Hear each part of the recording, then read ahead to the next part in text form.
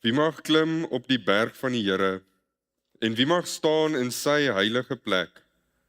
Hy wat rein van hande en suiwer van hart is, wat sy siel nie ophef tot nietigheid en nie vals sweer nie. Amen.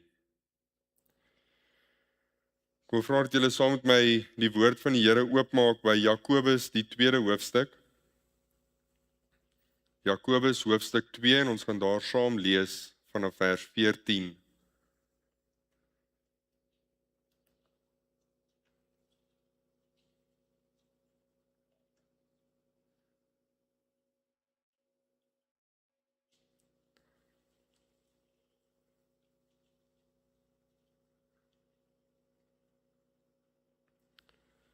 Gaan vir ons voor. Wat baat dit, my broeders, as iemand sê dat hy die geloof het, maar hy het nie die werke nie? Die geloof kan hom tog nie red nie. As daar nou 'n broeder of suster naak is en aan die daaglikse voedsel gebrek het, en een uit julle sou vir hulle sê, gaan heen in vrede, word warm, word versadig, maar julle gee hulle nie wat vir die liggaam nodig is nie, wat baat dit? Net so is ook die geloof, as dit geen werke het nie, in sigself dood. Maar iemand sal sê, jy het die geloof en ek die werke. Toon my jou geloof uit jou werke en ek sal jou uit my werke my geloof toon. Jy glo dat God een is, jy doen goed. Die duiwels glo dit ook en hulle sidder. Maar wil jy weet, o nietige mens, dat die geloof sonder die werke dood is? Is Abraham ons vader nie uit die werke geregverdig toe hy Isak sy seun op die altaar geoffer het nie? Sien jy dat die geloof saamgewerk het met sy werke en dat die geloof volkome geword het uit die werke? En die skrif is vervul wat sê, en Abraham het God geglo en dit is hom tot geregtigheid gereken en hy is 'n vriend van God genoem. Sien julle dan nou dat die mens geregverdig word uit die werke en nie alleen uit die geloof nie? En is Rahab die hoer nie ook net so geregverdig uit die werke toe sy boodskappers ontvang en met 'n ander pad weggestuur het nie? Want soos die liggaam sonder gees dood is, so is ook die geloof sonder die werke dood. Ons lees net tot sover uit die onfeilbare woord van die Here. Ek wil vra dat die mans vir wie dit moontlik is, saam met my sal staan, dan bid ons saam. Ons groot en almagtige hemelse Vader, dankie dat ons vanaand as gemeente so in U huis vergader kan wees en by mekaar kan wees. En Vader, waar ons nog die voorreg het om dit te doen, wil ons baie dankie sê. Maar Vader, as ek so dink aan gister en ook die land waarvan ons gister geleer het, dan kan ons nie anders as om dankie te sê vir ons land wat eintlik so Christelik kan wees partykeer, dat ons nog steeds die vryheid gee om U te aanbid nie. Maar Vader, dat daar nie allerhande bygelowe en geld gevra word om net te aanbid nie. Maar Vader, dankie dat ons nog die voorreg het om U woord te kan lees en om self te kan bid sonder dat ons geld moet uithaal net om dit te kan doen. Maar Vader, ek wil kom sê dankie dat ons nog op 'n plek by mekaar kan kom om U woord aan te roep en dat ons U naam aan kan roep sonder om vervolg of gespot te word vir dit wat ons doen. Maar Vader, ek wil ook kom bid vir ons eie land waar ons regering goddeloos is en waar ons eie volk tog so goddeloos geraak het. Waar ons nog steeds bekend staan as 'n Christenland, as 'n Christen volk, maar tog so ver van U af kan leef. Maar Vader, waar ons daarin roem oor hoeveel ons kan kuier en hoeveel verkeerde dinge ons kan doen, maar nie na U toe draai wanneer ons moet en nie na U toe draai soos ons moet nie. Maar Vader, waar die kerke op Sondag leeg is en die winkelsentrums en die kroë vol is, kan ons maar net kom bid dat U in mense se harte sal werk. Dat U herlewing sal stuur in ons land en in ons stad, sodat kerke op 'n Sondag aand sal vol wees en winkelsentrums weer gedwing sal word om toe te maak. Vader, ek wil ook kom bid vir hierdie gemeente.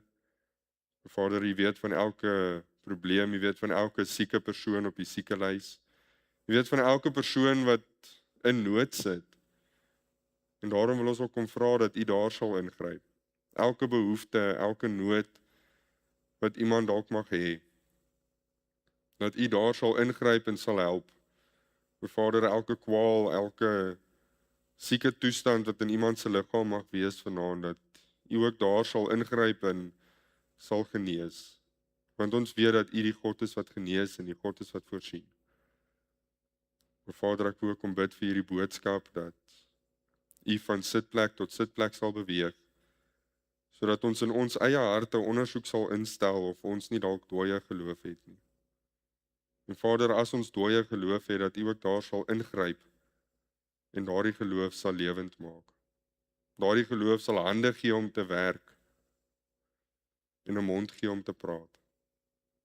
Vader, ons wil dit nie vra omdat dit enigstens verdien nie, maar alleen uit U groot en heilige naam. Amen.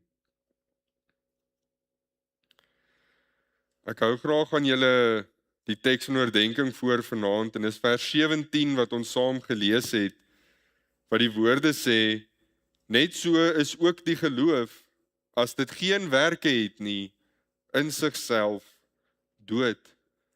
En vanuit hierdie teks in oordenking dan die tema, geloof leef, waar dit werk. 'n Mens kan maklik gewoond raak aan geloofstaal. Ons hoor woorde soos geloof, genade, redding, bekering en gehoorsaamheid so gereeld dat ons begin aanneem alles is reg, net omdat die regte woorde teenwoordig is. Maar Jakobus kom in hierdie gedeelte en hy vra nie net wat ons sê nie, hy vra ook wat ons geloof doen. Nou dis 'n ernstige vraag vir 'n gemeente, want Jakobus skryf nie aan mense wat nog nooit van die Here gehoor het nie. Hy skryf aan mense binne-in die geloofsgemeenskap. Hy praat in die gedeelte van 'n broeder of 'n suster. En daarom kom hierdie gedeelte eerste na die geloofsgemeenskap, na die kerk toe. Na mense wat die woord Sondag na Sondag hoor, wat die waarheid ken en wat bely dat hulle glo. Want sien, die gevaar is dat 'n mens naby aan die woord kan leef, maar tog maar net 'n vorm van geloof kan hê. Jy kan die waarheid ken, maar nie deur die waarheid gebuig wees nie. Jy kan sê dat jy geloof het, maar daar is geen vrug wat wys dat hierdie geloof lewe nie. Nou, ons moet dit reg verstaan. Jakobus breek nie die evangelie van genade af nie. Hy leer nie dat 'n mens deur jou werke geregverdig word en gered word nie. Want die skrif sê duidelik, ons word alleenlik uit genade deur geloof in Christus gered. Geen mens kan voor God staan en sê, Here, kyk na my werke, daarom moet U my aanvaar nie. Inteendeel, Matteus 7 waarsku juis teen mense wat op hulle werke roem, maar nie waarlik aan Christus behoort nie. Aan hulle sê die Here, ek het jou nooit geken nie. Gaan weg van my, julle wat die ongeregtigheid werk. Ons enigste hoop is Jesus Christus. Sy volmaakte lewe, sy plaasvervangende dood, sy opstanding en sy geregtigheid. Maar Jakobus vra, watter soort geloof is dit wat jy sê jy het? Is dit ware geloof wat Christus vasgryp? Of is dit 'n dooie vorm van geloof wat maar net die naam van geloof dra? Want geloof wat deur genade lewend gemaak is, begin leef. Nie as die grond van redding nie, maar as 'n bewys dat Christus werklik lewe gegee het. En daarom roep hierdie gedeelte ons nie tot selfregverdiging nie, maar eerder tot selfondersoek. Dit roep ons om te vra of ons geloof werklik in Christus lewe. Want soos ons tema sê, geloof leef waar dit werk. Jakobus hanteer hierdie saak baie prakties. Hy begin nie met 'n lang leerstellige uiteensetting oor geloof en werke nie. Hy plaas geloof binne-in die gewone lewe van die gemeente. Hy wys ons hoe geloof lyk as daar nood voor ons staan. Wanneer iemand sê dat hy glo, wanneer iemand die waarheid ken, en wanneer ons geloof getoets word in gehoorsaamheid. En die gedeelte moet daarom nie gelees word asof Jakobus teen Paulus praat nie. Want Paulus wys dat ons nie deur ons werke geregverdig word as grond van ons redding nie, terwyl Jakobus wys dat die geloof waardeur ons geregverdig word nie dood en vrugteloos bly nie. Paulus antwoord die mens wat op sy werke wil roem. Jakobus antwoord die mens wat net op 'n leë geloofsbelijdenis wil staat maak. Die een sê jou werke kan jou nie red nie. Die ander een sê 'n geloof wat geen werke het nie, is nie lewende geloof nie. En daarom gaan dit in hierdie boodskap nie oor werke as verdienste nie, maar oor werke as vrug. Nie oor gehoorsaamheid wat Christus vervang nie, maar gehoorsaamheid wat wys dat Christus werklik lewe gegee het. Jakobus bring ons by 'n vraag of ons geloof net op ons lippe is, of ook in ons lewe sigbaar word na buitentoe.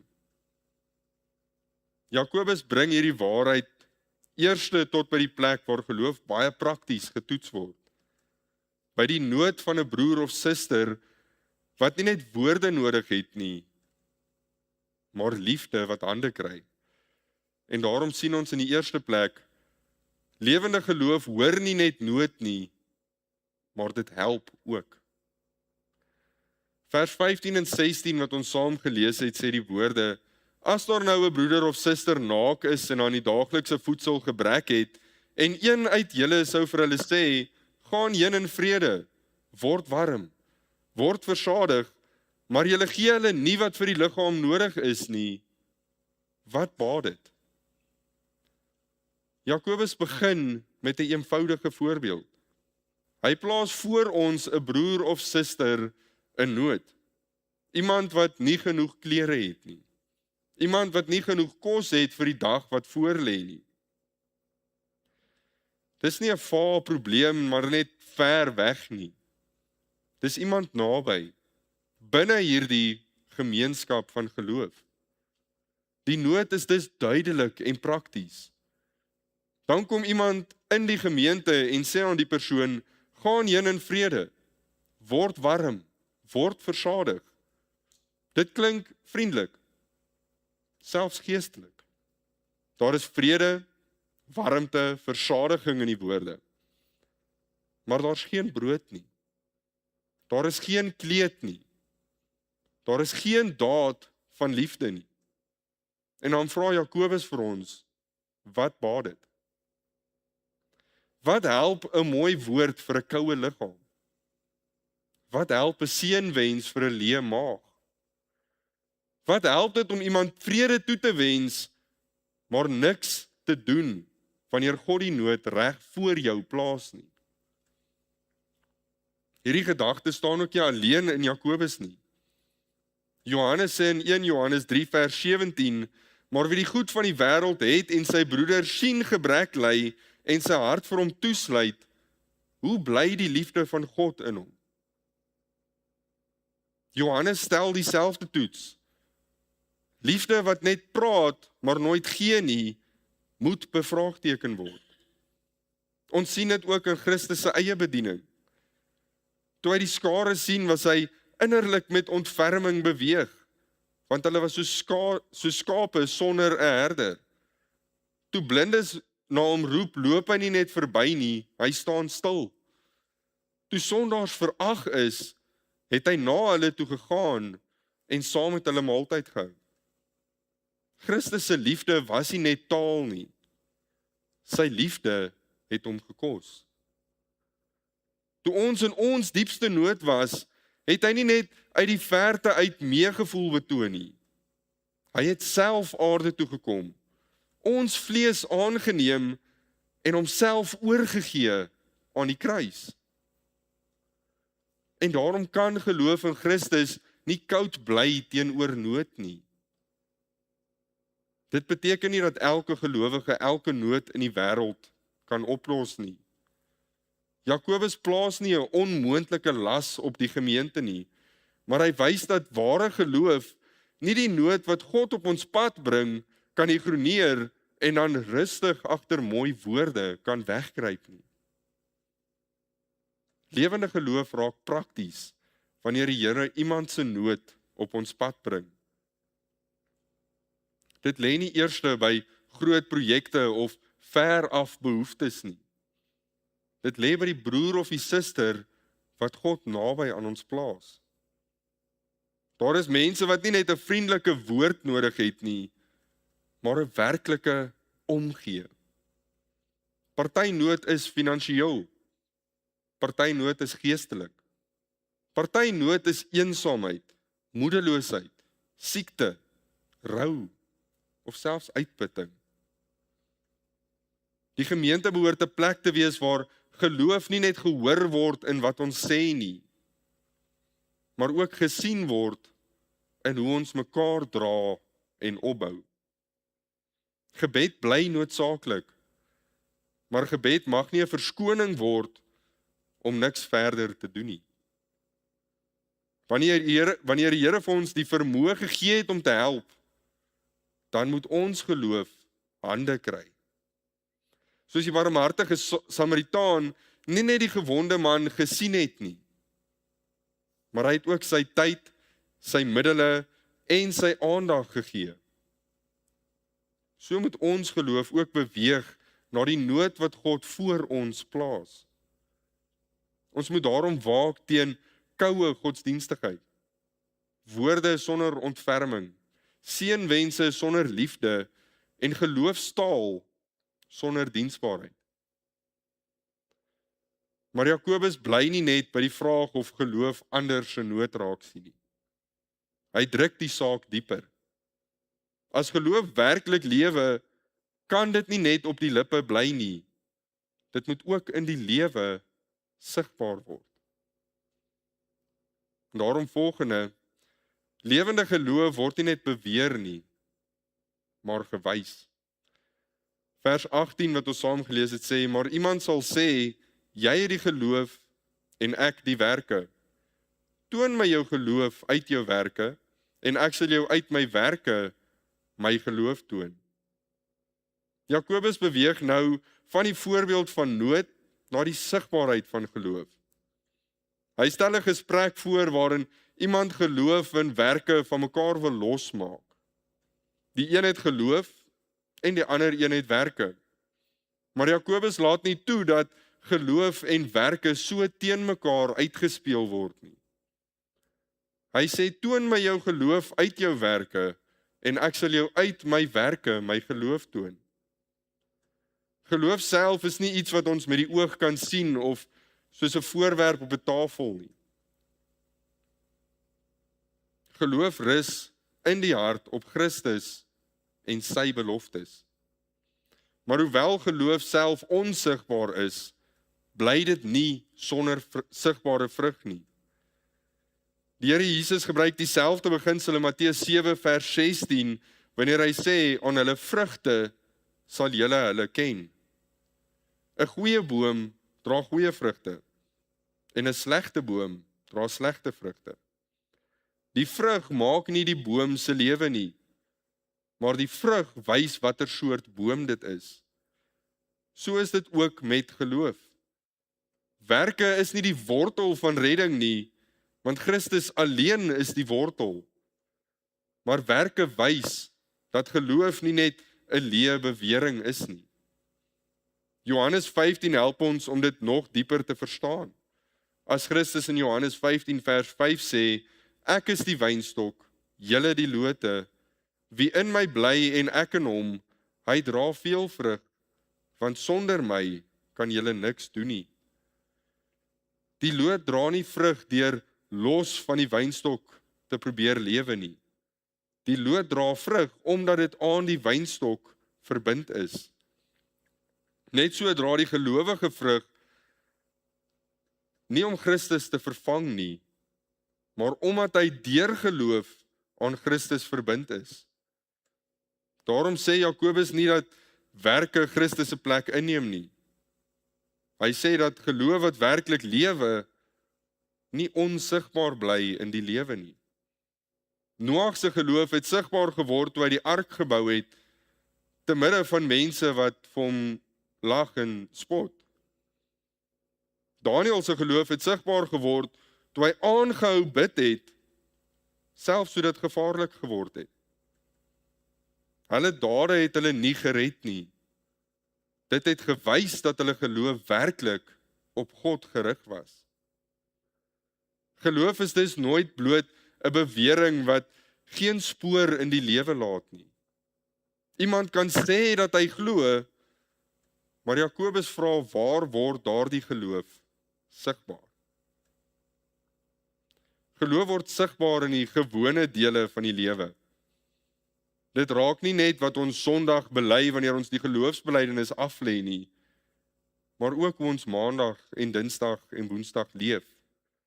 Dit raak die tong, dit raak die huis, die huwelik, die gesin, die werksplek, die geldsake, die hantering van konflik en selfs die manier hoe ons teenoor ander mense optree.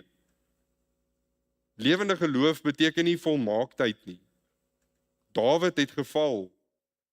Petrus het vir Christus verloon. En tog het hulle nie in hulle sondes bly rus nie.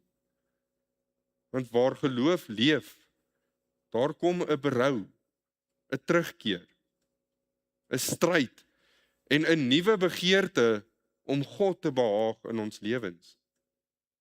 En daarom moet ons versigtig wees vir 'n geloof wat net in woorde bestaan. Om te sê ek glo is nie gering nie. Maar Jakobus wys dat daardie belydenis in die lewe moet sigbaar word. Soos vrug aan 'n boom nie die wortel is nie, maar wel wys dat daar lewe in die wortel is. So wys gehoorsaamheid dat geloof nie net 'n bewering in ons lewens is nie. En daarom behoort die lewe van die gelowige al meer die werk van Christus, die merk van Christus te dra. In nederigheid, in vergifnis, in selfbeheersing, in diensbaarheid en in volharding. Tog weet Jakobus dat iemand nog steeds agter 'n regte belydenis kan skuil. En daarom wys hy nou dat selfs kennis oor die waarheid nie genoeg is as die hart nie voor God buig nie. Want sien, lewende geloof weet nie net nie, maar dit buig. Vers 19 is 'n baie bekende vers wat sê, jy glo dat God een is, jy doen goed. Die duiwels glo dit ook, en hulle sidder. Jakobus raak nou aan 'n ernstige saak. Hy praat oor iemand wat reg glo.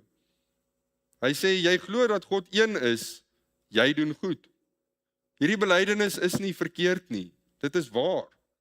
Daar is net een God, en dit is goed om dit te glo. Maar dan kom die skokkende woorde. Die duiwels glo dit ook, en hulle sidder. Die duiwels is nie ateïste nie. Hulle weet dat God bestaan. Hulle weet wie Christus is, en hulle sidder. In Markus 1 vers 24 roep 'n onreine gees vir Jesus uit. Hou op! Wat het ons met u te doen, Jesus, Nasareëner, het u gekom om ons te verdelg? Ek ken u, wie u is, die heilige van God.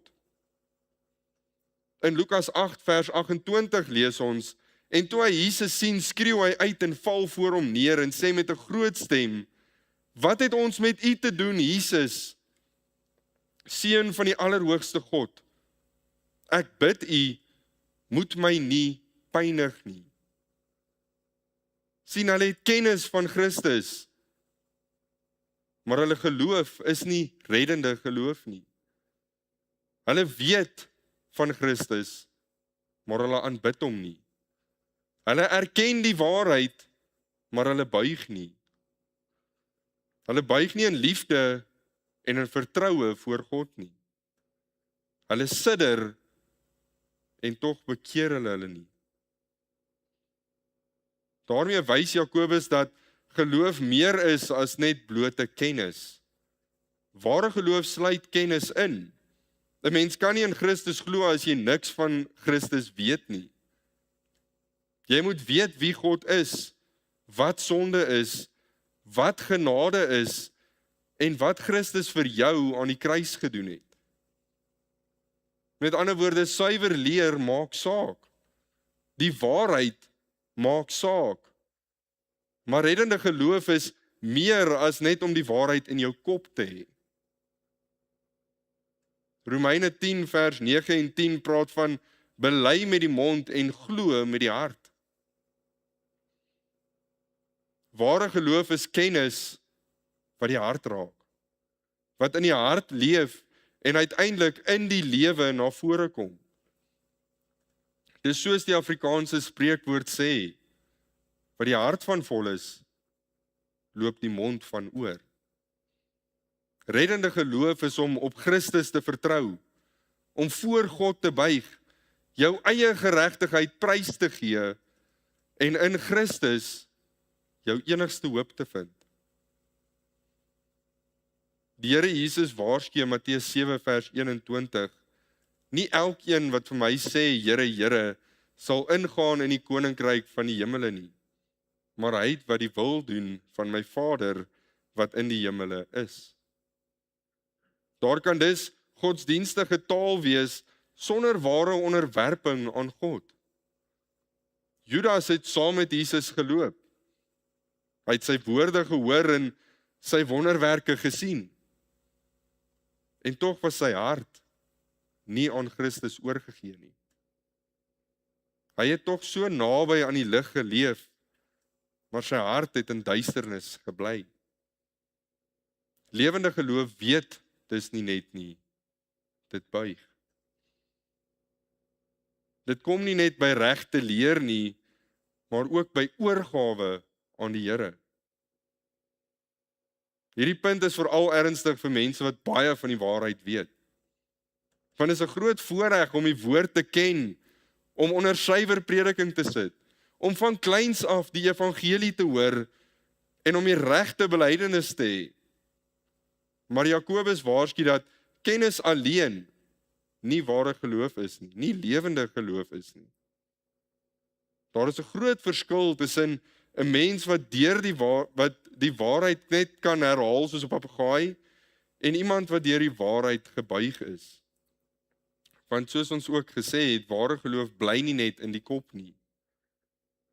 Dit bring die mens voor God tot oorgawe. Dit laat 'n sondaar ophou om homself te verskoon. Dit dryf 'n sondaar na Christus as sy enigste hoop. Daarom moet ons nie net leerstellige kennis koester nie, maar ook 'n hart hê wat onder die waarheid buig. Die waarheid van God moet nie net onthou word nie, dit moet ontvang word. Dit moet sonde oopmaak, hoogmoed afbreek, Christus verhoog en gehoorsaamheid bring. 'n Geloof wat net weet, kan koud en trots bly. Lewende geloof word nederig voor God. Maar Jakobus laat die gemeente egter nie net met 'n waarskuwing staan nie. Hy wys ook nou hoe lewende geloof lyk wanneer dit God vertrou en gehoorsaam. Selfs wanneer daardie gehoorsaamheid iets kos. Daarom ons laaste punt, lewende geloof gehoorsaam en wys so dat dit leef. Vers 22 vra 'n vraag, as Jakobus skryf, sien jy dat die geloof saamgewerk het met sy werke en dat die geloof volkome geword het uit sy werke? Jakobus sluit sy argument af deur na Abraham te verwys. Nou Abraham was die vader van die gelowiges. Hy is die man aan wie God groot beloftes gemaak het en gegee het. En tog wys Jakobus nie net na wat Abraham gesê het nie, maar ook na wat sy geloof gedoen het. Hy verwys na die offer van Isak. God het Abraham beveel om sy seun, die seun van die belofte, te offer. Dit was 'n geweldige toets, want Isak was nie net bloot Abraham se geliefde seun nie, hy was die kind deur wie God al sy beloftes sou vervul. En tog het Abraham in God geglo. Sy geloof het sigbaar geword in sy gehoorsaamheid. En ons moet dit reg verstaan. Want Abraham is nie deur hierdie daad gered, asof hy daarmee saligheid verdien het nie.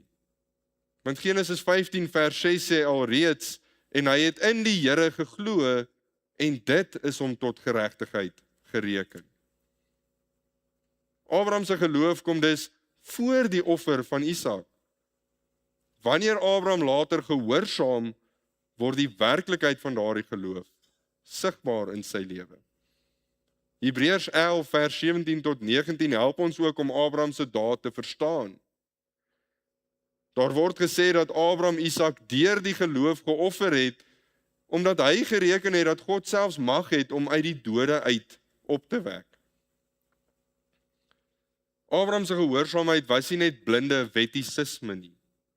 Dit was geloof wat op God se belofte vertrou het, selfs toe gehoorsaamheid onmoontlik swaar gevoel het.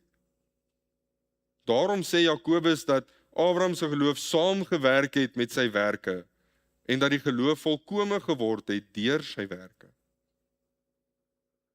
Dit beteken nie dat sy geloof eers leeg was en toe deur werke verdienste gekry het nie. Dit beteken dat geloof tot sy volle uitdrukking gekom het en wat in die hart was, het in sy lewe sigbaar geword. Later noem Jakobus ook Rahab. Hebreërs 11 vers 31 sê dat Rahab deur die geloof nie saam met die ongehoorsaames omgekom het nie, omdat sy die verspieders met vrede ontvang het. Abraham en Rahab was baie verskillend, maar dieselfde waarheid geld vir hulle albei. Lewende geloof gehoorsaam. Nie volmaak nie, maar werklik. Nie as 'n verdienste nie, maar as vrug. Gehoorsaamheid word dikwels duidelik wanneer dit iets kos. Dit is maklik om van geloof te praat wanneer die pad gemaklik is. Die toets kom wanneer die Here gehoorsaamheid vra wat ons iets gaan kos. Wat ons planne gaan kos. Ons trots gaan kos. Ons begeertes gaan kos of ons veiligheid gaan kos. Abraham se geloof het sigbaar geword toe hy Isak moes oorgee. Rahab se geloof het sigbaar geword toe sy haar kant teen haar eie volk moet kies en dit by God se volk kies. Daniël se geloof het sigbaar geword toe hy aangehou bid het, al was die leeukuil die uiteinde. In elke geval het geloof nie net woorde gebly nie. Hierdie geloof wat hulle gehad het gehoorsaam geword. So roep die Here ons ook tot konkrete gehoorsaamheid. Party van ons moet dalk iemand vergewe. Party moet dalk met 'n sonde breek. Party van ons moet dalk eerlik wees waar oneerlikheid makliker sou gewees het. Party moet Christus bely daar waar stilte veiliger voel. Party moet leer om hulle tyd, hulle geld, hulle woorde en hulle begeertes onder die Here se gesag te bring. Hierdie gehoorsaamheid koop nie redding nie. Dit vloei vanuit redding. Die gelowige werk nie om aanvaar te word nie. Hy gehoorsaam omdat hy in Christus genadig aanvaar is. So bring Jakobus die hele saak bymekaar. Geloof wat uit Christus lewe, bly nie stil en verborge nie. Dit beweeg uit die mond na die hande, uit die kop na die hart en uit die hart na gehoorsaamheid. Jakobus bring ons vanaand by een dringende waarheid.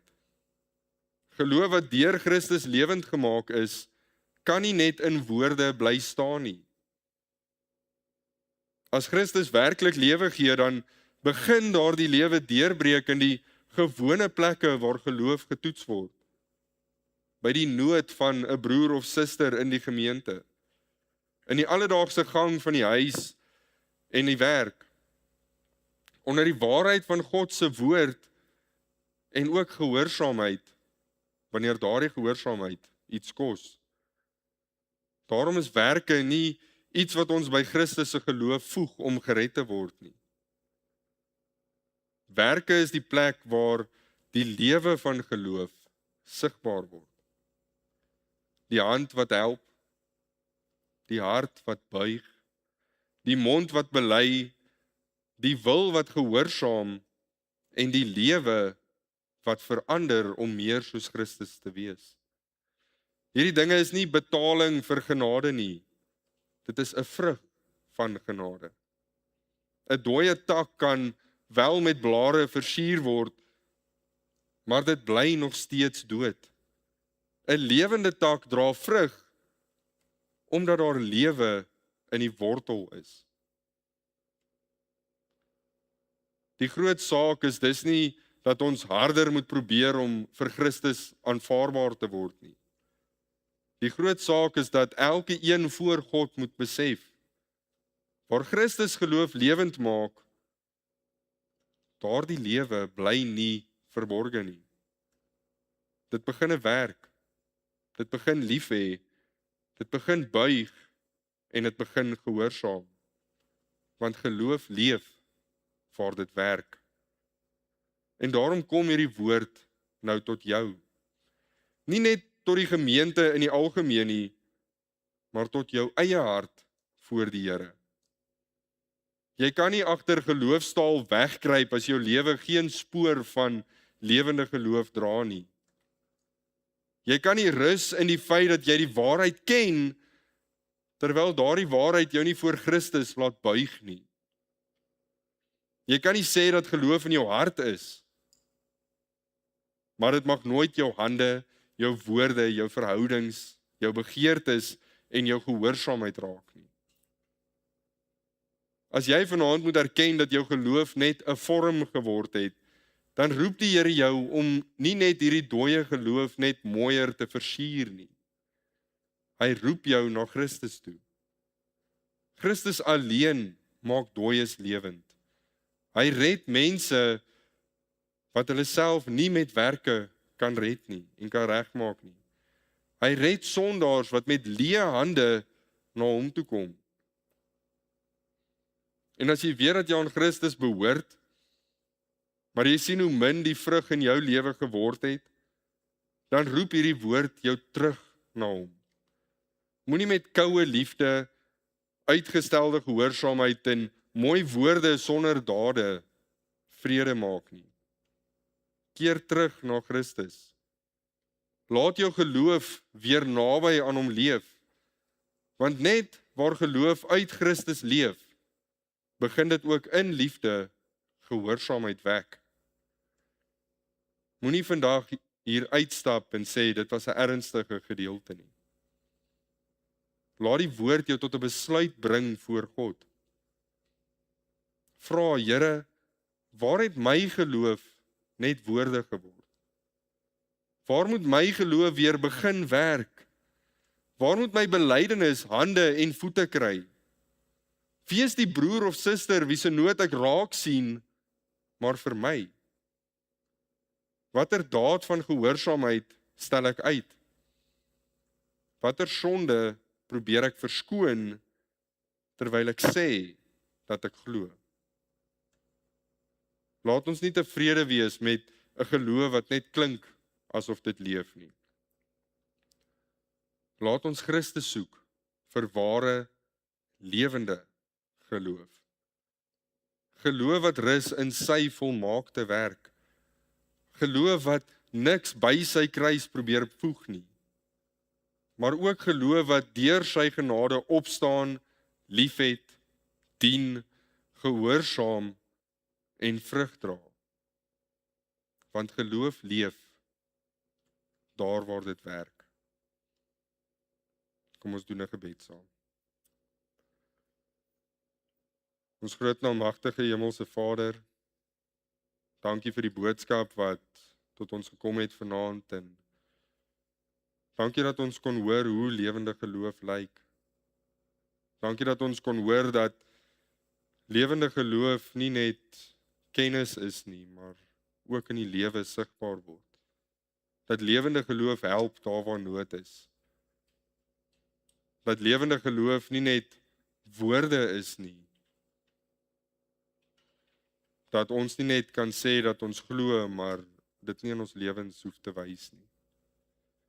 Vader, mag ons self ondersoek instel en mag U op ons harte druk waar ons geloof dalk gesterf het, waar ons geloof dooie geloof geword het, waar ons baie keer sê dat ons glo, maar dit nie deur ons dade bewys nie.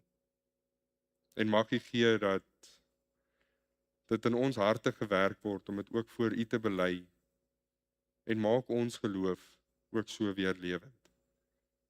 Vader, wees ook so met ons in die week wat voor lê en behoed en bewaar ons op die paaie. En gee so dat ons Woensdag by die bidure of volgende Sondag weer hier by mekaar kan kom om 'n boodskap uit U woord uit te kan ontvang. Vader, ons vra dit nie om ons dit enigstens verdien nie, maar in Jesus Christus naam alleen. Amen. Kom ons sluit nou die diens af deur hartlik saam te sing, Abba Vader, daar is niemand soos U.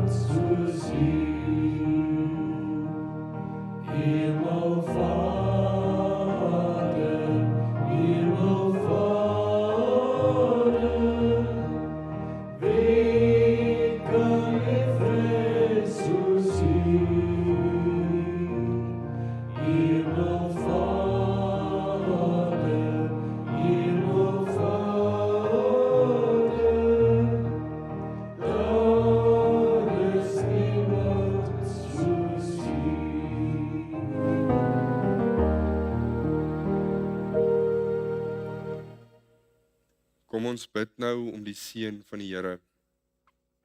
Mag nou die genade van ons Here Jesus Christus, die liefde van God en die tere opsoekende gemeenskap van die Heilige Gees met ons elkeen wees en bly. Amen.